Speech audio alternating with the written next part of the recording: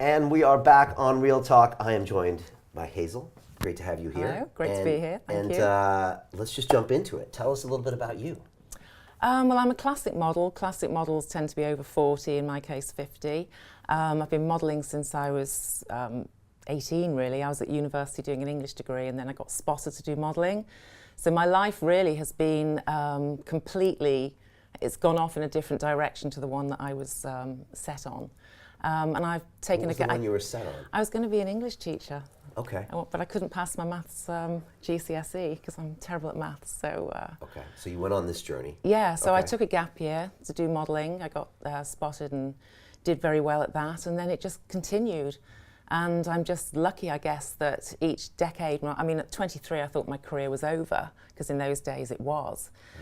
And then each sort of decade, they kept kind of like waking up to the fact that, you know, people want to see, the demographic is that people with money who want to buy an anti-aging cream aren't 20, you know, so they started to use older models, and then I just kind of rode the wave, and here I am. Wow. So it's I'm amazing. still doing it. And you're in my Broadcast Yourself course, so right now we're building Yeah. your podcast, and we were talking on the live call the other night, and I love your micro-niche. Oh, thank you. I love this idea. I love your energy, and I really Thank think you're you. onto something really interesting here. Thank you. And then you can own your own brand and media and all that stuff. So I think that's super exciting. Great. So that's really good. But, you know, I always am thinking, how can people be even more? And so, you know, I want to ask you, like, what do you think is your biggest challenge right now? I know you're going through this process, and we're going to build this, you know, this media and business empire of yours. But like, Yeah. what's something that's still on your mind, or what comes up from time to time when it comes to you being who you want to be? I think that in life you sort of pull your punches slightly. You kind of tailor what you're saying, especially when you're a mum, you know, and you've got kids listening, and I think just not being, just being open and honest and authentic, I think is really what I want to do. But that is also a hard challenge because you sort of think, oh, I mean, your last guy, what was his name? The one that swore a lot. Pena, yes. Yeah, he's very uninhibited, but we certainly know what he thinks. But no, I think to be authentic and to really bare your soul and put yourself out there to really relate to people, get the right guests on, appeal to real women everywhere as well as models, and marry the two. All right, so you're uncomfortable being vulnerable. I guess so, because modelling is a mask that you wear, you know, even now dressed up nicely, all the rest of it. So you can hide behind that a little bit. But when you're, and also I'm normally just on TV showing off a dress or a hairstyle or whatever, and just sort of doing this, and, you know, isn't it lovely? You're good at that. Yeah, I'm quite good at that. Right. Pays the bills. Right. But the real me, to sit here and talk to you now, I feel quite vulnerable and quite, you know, on the spot and thinking, oh, you know, will I say the right things, and am I good enough, and all of that stuff. Where does that judgment come from, do you think? Inexperience of talking on TV, really. But I love talking to people. I mean, if I was sitting in a pub with you now, I'd be sort of, well, I'm still chatting away, but you know what I mean. So it's the judgment a little bit. A little bit, yeah. Okay. And does that come from childhood a little bit? Were you judged as a child? Was it difficult as a child? No, I had the best childhood. I grew up with two, no money really, two very working class Liverpool parents, and a ton of love. So we were just blissfully unaware that we had nothing, and we were just very secure, really. I was brought up by a dad and a mum that said, you can be anything you want, you're as good as anyone else, get out there, kick a door open, another six will open, you can be president of the United States if you want. So I had probably the opposite to your last guest. Right. So do you ever worry about people judging you from where you come from? Because when they look at your face, then who knows where you come from? You could be from France. But, you know, when you talk and they hear about your background, then you're from Liverpool, and this country is built on classism. Are you worried about people judging you for that? No, I think the opposite. I think it's a privilege to come from a working class Liverpool upbringing, because it gives you real drive, it gives you real confidence, it makes you don't have any sort of entitlement attitude, you don't have any kind of expectations. You know, I accepted I couldn't have the things that my neighbours' kids had. I accepted I didn't have the money to do it. It's like being a permanent window shopper. But I never felt bitter or angry about it. I just thought, oh, that's them and this is me. Okay. So I think that's helped me now in later life, because I think when you have a woe is me, poor me attitude, it's just negative. Okay. Now let's talk about being vulnerable, because this is something that I didn't do it for many years when I was broadcasting, because I was just asking questions. Oh, okay. I didn't want to talk about myself. So Brian Rose in the Early London Real days, I don't talk about myself. You don't know anything about me for like 3 years. Okay. Because I don't know, I wasn't comfortable. Probably like you, I wasn't comfortable letting people know what was going on. Yeah. Because, well, I mean, let's be honest. Your whole life, you are being judged by people on your terms. Yes. And you've done this for now 30 years. Yes. So this is going to shape your personality and mentality potentially in a challenging way as well, right? Because it's great being a model and you can be that, but now part of you is probably thinking, but they don't know the real me. Yeah.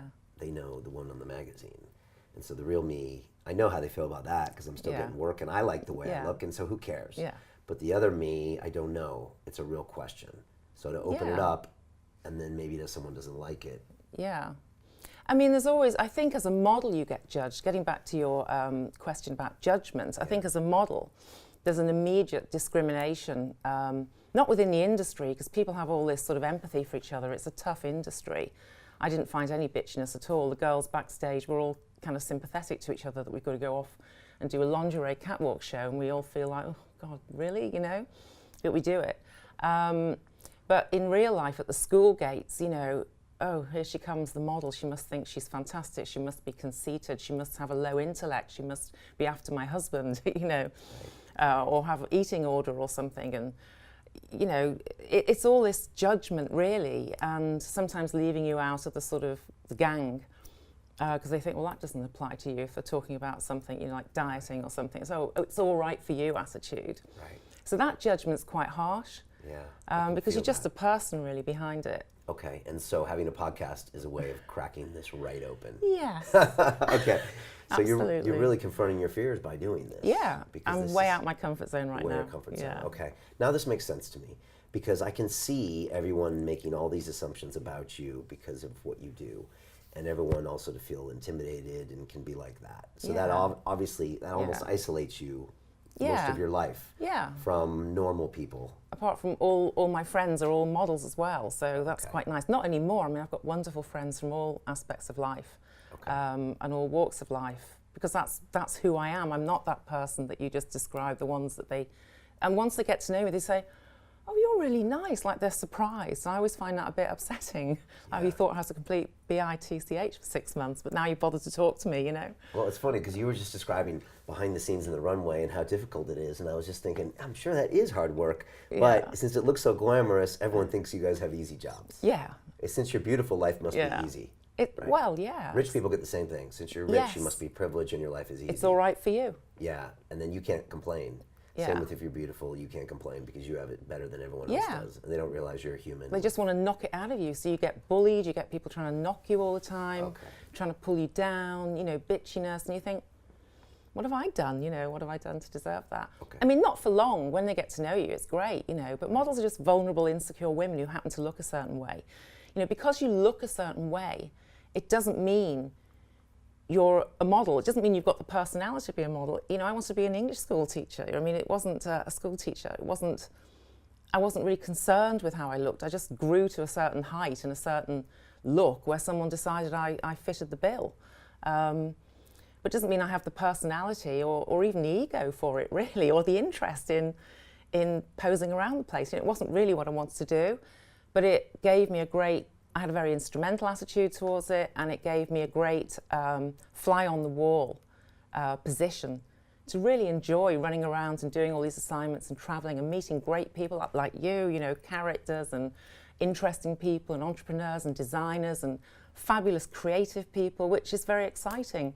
But when I was doing all that, I almost forgot I was a model or one of them, you know what I mean? I was like taking pictures and, oh, look at this, and isn't this great, and aren't they, wow? And so from that point of view, it was great. But I guess there's that imposter syndrome going on all the time. There is with you, even so. Even so, yeah. Because you think maybe, you can't do anything else, or you shouldn't even be a model?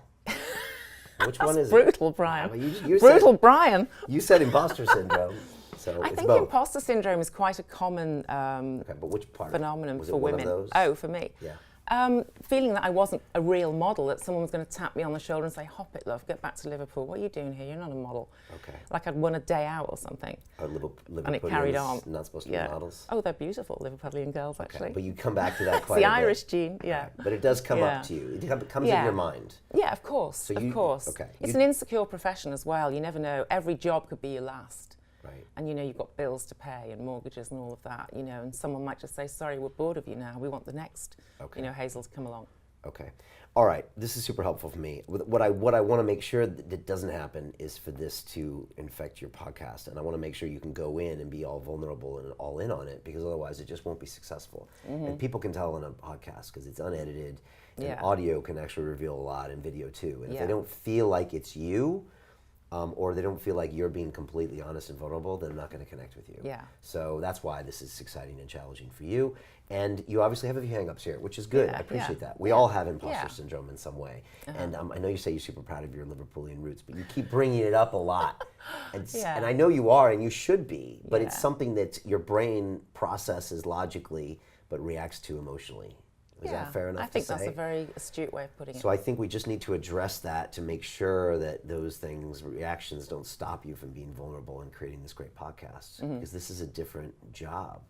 I'm almost the opposite job that you have right now, because you have to be completely opposite. In some ways, people will not even see you for the first time. And they'll have to judge you by how real you can be and how open you can be. Oh, I like that idea, not being seen. I quite like that idea. Okay, gotcha. All right. Yeah. And do you like being judged, or? I think being judged is part of life, and you can't win them all, and you can't please everyone. And if you do, you must be a pretty bland individual. Okay. So I don't really mind about being judged, actually. I don't think I mind. I mean, obviously the personal thing, but I don't expect to please everybody. I think if you go in on that, and this is the challenge for me, you're right. This is me saying what I need to do. Whether I can do it is another thing, but you need to sort of put yourself out there and not worry too much about whether everybody loves you or hates you or whatever, because you can't win them all and you can't please everyone. Yeah, and so that's what I want to just finish with today, and just give you a process to make sure that you go all in on this persona on the podcast. Because if you go in as half model, half this, it's just not going to work. Okay. And this is important to you, right? Yeah, very. Why? Why is it important for you to build this podcast? Because I write as well. I write for a magazine as well. I've done several articles. I've always wanted to write a book. I'm sort of writing that, but I found being at home writing a book quite lonely, because I love people. I love talking to you now. I find people fascinating and interesting. So, and all the experience as a model as well. I just feel it's a platform, a way of bringing all that together. I also love, my real true friends who aren't models, the mums at the school gates, the ones that, you talk to about your kids and all the tips you need for that, and all the real life stuff, and the bill paying and the marriage problems and the this and the that, Right. Okay. So it's a way of bringing it all together. Okay, so the first part of my process I call get angry and be selfish. And these are two things we were always told not to do as kids, right? But this is the way I think you can use them to make sure that the podcast comes off exactly how you want it. And again, I really think you've got something great here, and I think this is a perfect medium for you if you do it right. If you don't, you're going to screw it all up and it's going to fail. Okay. But so let's get it right. So the get angry part is, I would just think, like, I would always go back to that feeling of people not understanding who you are. That judgment of, oh, she must, this, all the judgments of the eating disorder and the this, and she must not have any problems, and why does she want to hang out with us? Perfect. I would channel all of that when it's time for you to be vulnerable, because you are you're not gonna want to be vulnerable, I think.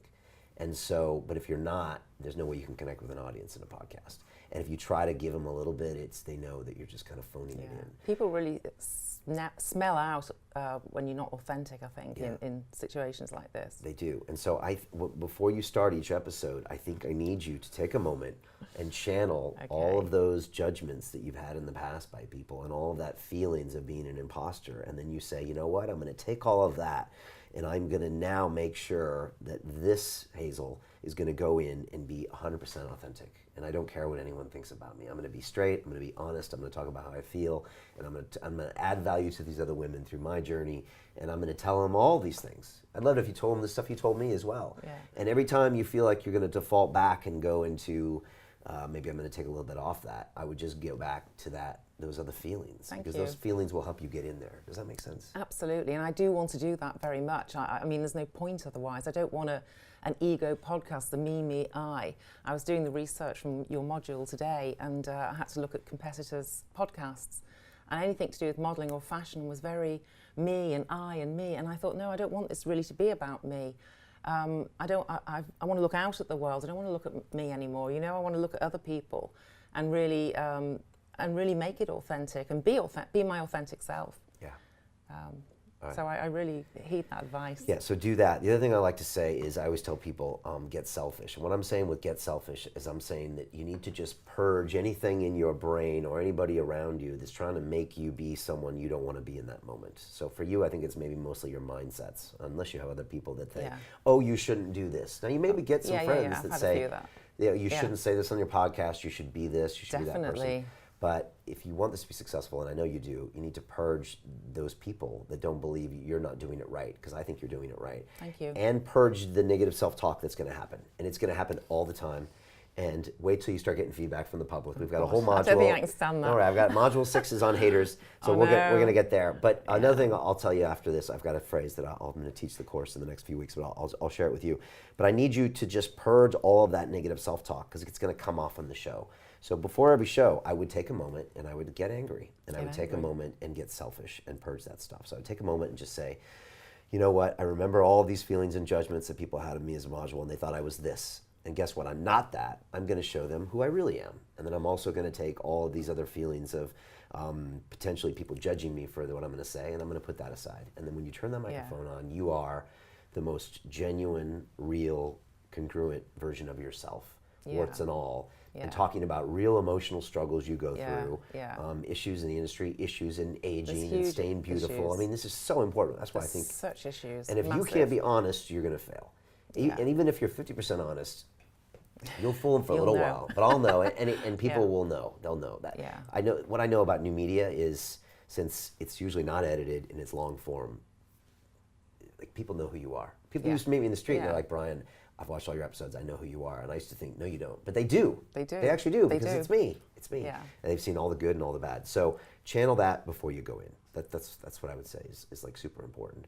And be that, because the more vulnerable you can be, the better. I mean, I'm not comparing myself to Oprah. I haven't even started yet. But someone like Oprah really does tell everyone. Yeah, if I'm a woman in my 50s, which maybe will start your micro niche and it could open up, but say I am, I really want, the first thing I'd love to come out of your mouth is something that breaks my stereotype of you. Because let's be honest, there will be a stereotype coming in. There is. So the soonest that you can just say, look, this is actually what goes on. This is my story. This is what's up. I want to be really open and honest. And then I still want to talk about these issues from my perspective and perspective of other people. I think it's going to make it super strong. Drop the mask. Yeah.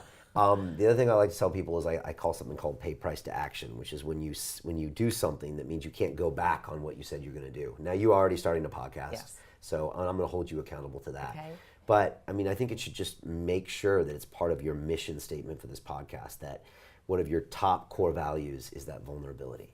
You know, I have 5 values in the academy. It's love, respect, vulnerability, action and accountability, and fun. Yes. So those are my core values. I look at it every time I go to teach and that kind of thing. Yeah. So for you, I would put that vulnerability right on top and just make sure you're practicing it. Yeah. And then one of the last parts is I call it resistance training. You're going to find, as you start getting criticism on your show, and you're going to get it, is that you're going to want to kind of curl up in a ball and go back to a version of yourself that's not going to get the same criticism. A safe version. You can already feel this. I can feel it right now, How does it make you feel? Run for the dressing gown and the cup of tea, Right, okay. Yeah. So I'm gonna have you repeat this after me. This is something I said today, I say all the time, and it's this. I got this from one of my guests, and he says this: criticism is a sign of success. I want more.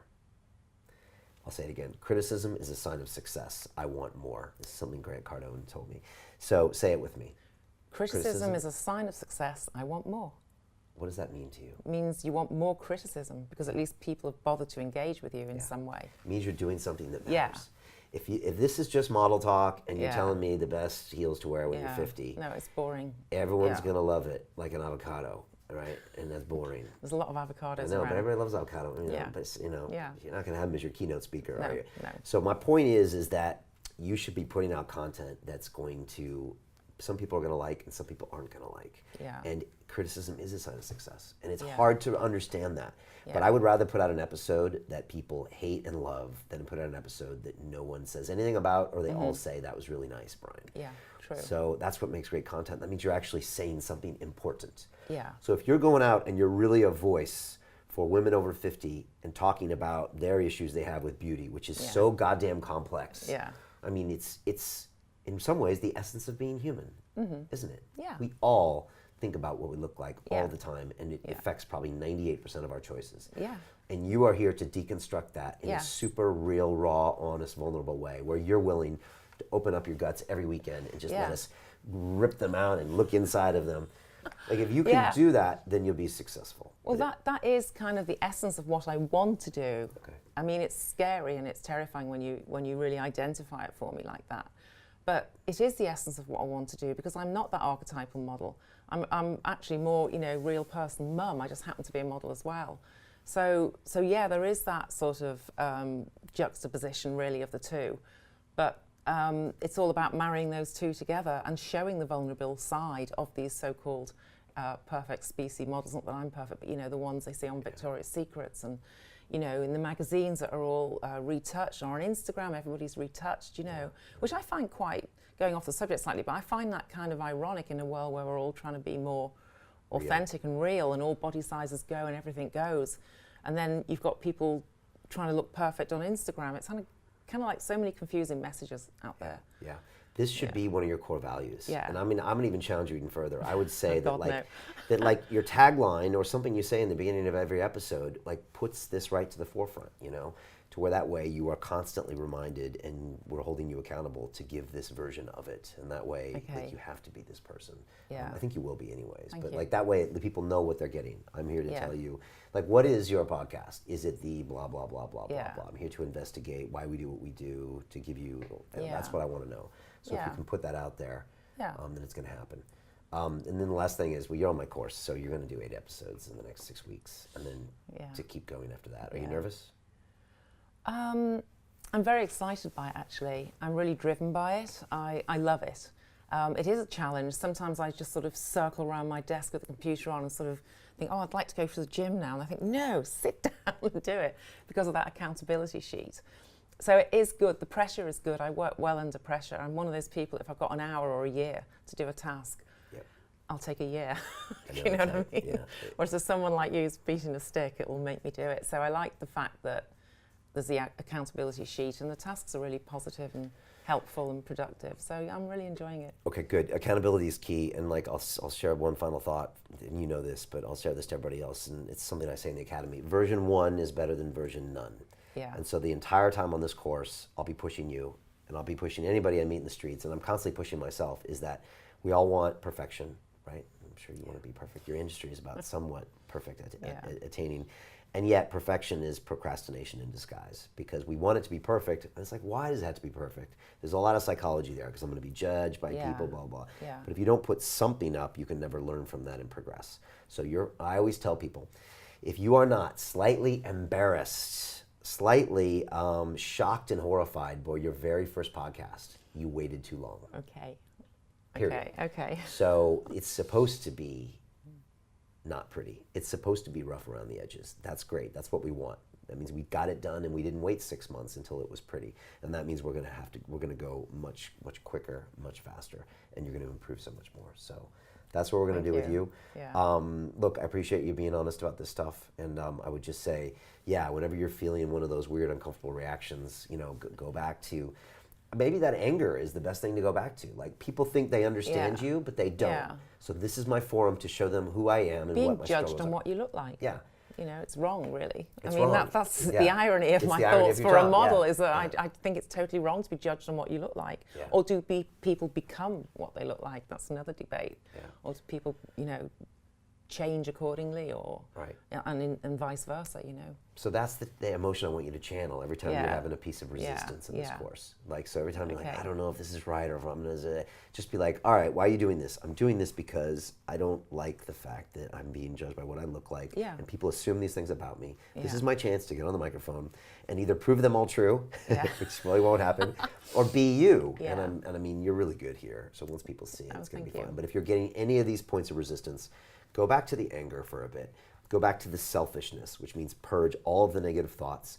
And the last thing I'll say is, everything we do here, everything we do in the academy, it's always adding value to that person listening on the other side, or buying the product, or learning. If you think about them and take you out of the equation, that's all that matters. So that you'll get judgment, and people will comment on your thing, but if you know you connected to another woman in the space that day and made her feel good about who she is or understand the world better, you won. And when you make it about someone else, then you usually take your own ego and judgments out of the equation. All right? I mean, a lot of it's self-esteem and confidence, and that's not always about looking great. I mean, it is in society, that's what we believe.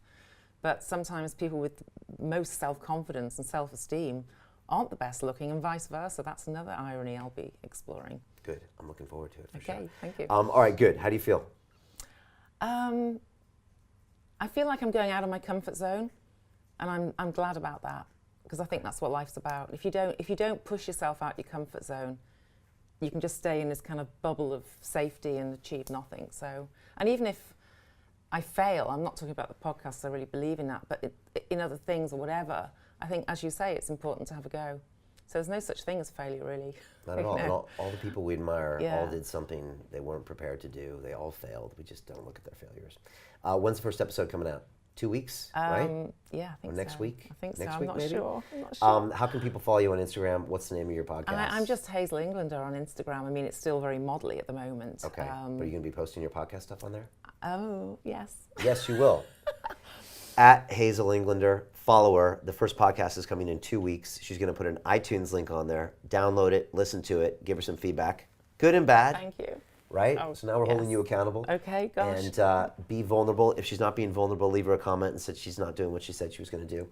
And I'm just super excited. That's terrifying. Thank you for doing that. You're welcome. That's why I'm here, to be terrified into action. That's a pay price to action. Now you got to show up. And she's going to be doing 2 episodes a week for after that.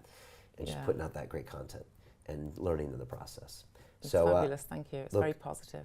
Good. It's great having you here. As I told you on the call, I love this concept. I love this idea. I love this business model. I love this everything. So thank you. So just don't let yourself get in the way. Okay. And you're going to crush it. Okay. Thank you, Brian. Okay. Thank you. My pleasure. All right. That's it for Real Talk. If you want to sit in this chair, and Lord knows why you would want to do that, go to londonreal.tv/Real Talk, and you can come join us in the studio. Until then, follow Hazel, and we're out of here. Thank you. Bye.